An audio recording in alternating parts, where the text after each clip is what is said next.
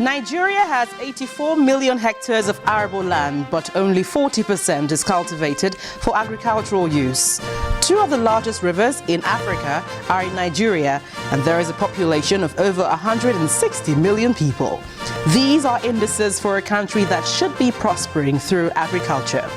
Unfortunately, that is not the case. In the face of dwindling revenue from crude oil, how can Nigeria maximize her agricultural potentials? My guest is an agriculture research expert from the International Institute of Tropical Agriculture.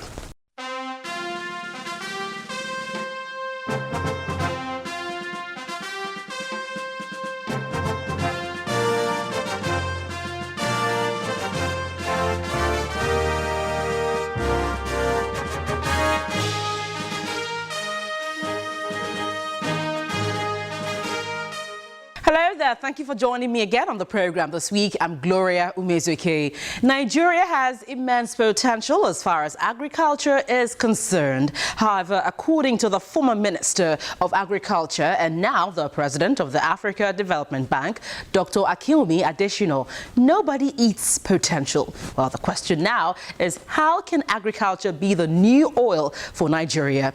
Well, this is the focus of the interview segment I have this week, but up ahead, take a look at improving Nigeria's agricultural sector to address food security and unemployment. Take a listen.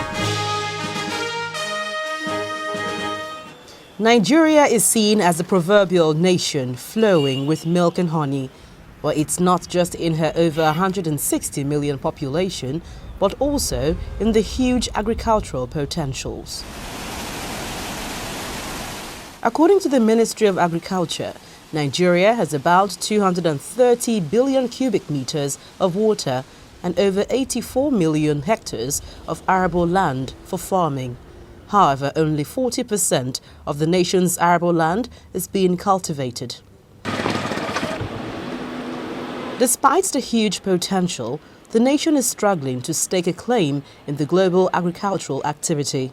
The report of the Central Bank of Nigeria showed that Nigeria is the world's largest importer of United States red and white winter wheat, with an annual food import of about 635 billion naira. This is also the second largest importer of rice, estimated at 700 billion naira in 2014. Sugar takes its toll of about 217 billion, while fish has a share of 97 billion. Nigeria food imports are growing and at an unsustainable rate of 11% annually, while relying on import of expensive food on global markets, which fuels domestic inflation, and this country is importing what it can produce in abundance.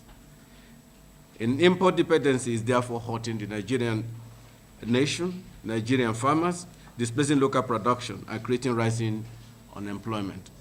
In the face of falling oil price and the struggling naira against the dollar, agriculture remained the most suitable, viable and stable sector that can improve the economy and address unemployment.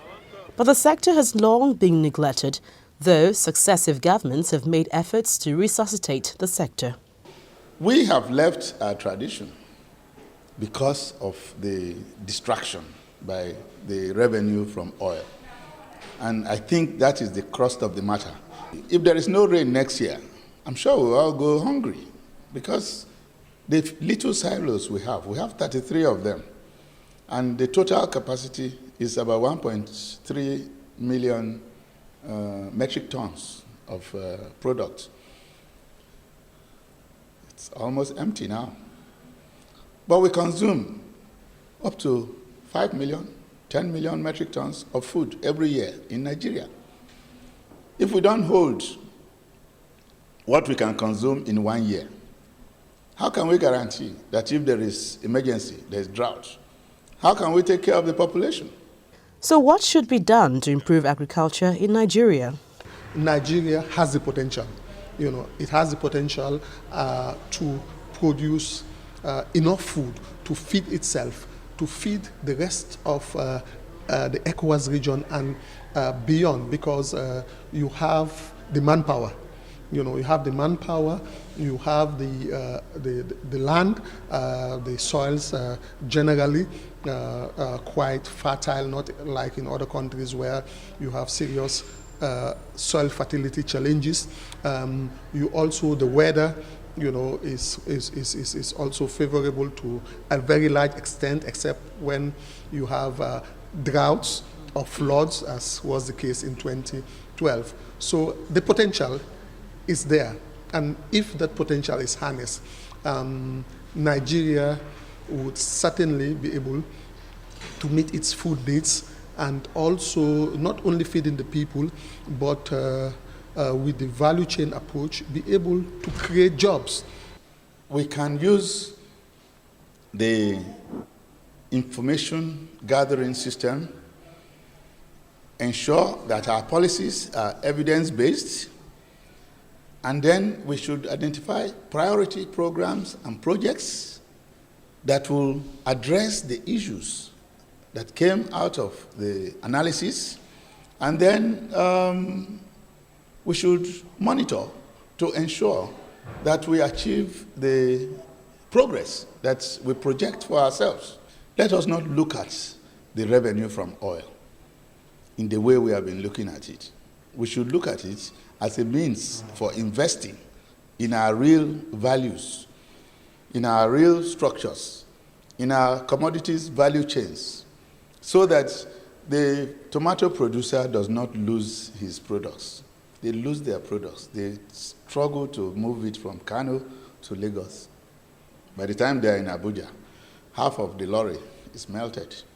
The federal government is already looking at shifting the economy's reliance on crude oil back to agriculture, which used to generate huge revenue for the country before the discovery of oil.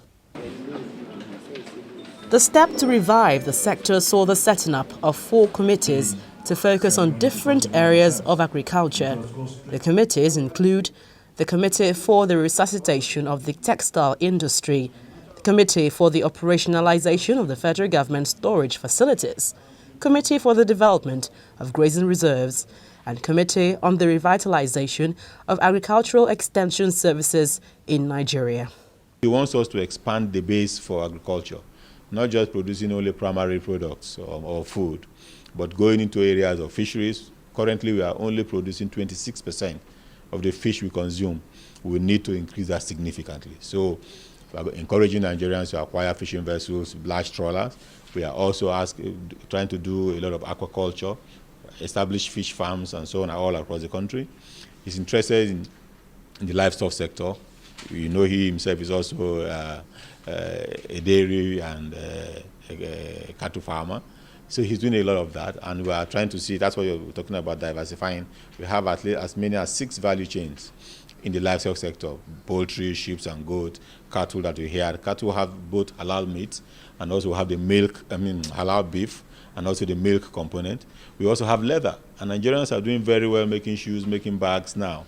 We want to be able to improve the quality of what they make and also promote them for export.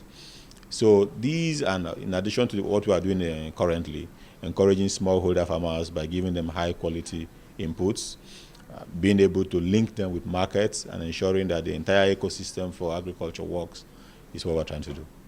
According to the National Bureau of Statistics, in the first quarter of this year, agriculture contributed 19.79% to the nation's gross domestic product and 21.12% in the second quarter. Perhaps improved investment will make agriculture the major driver of the nation's economy.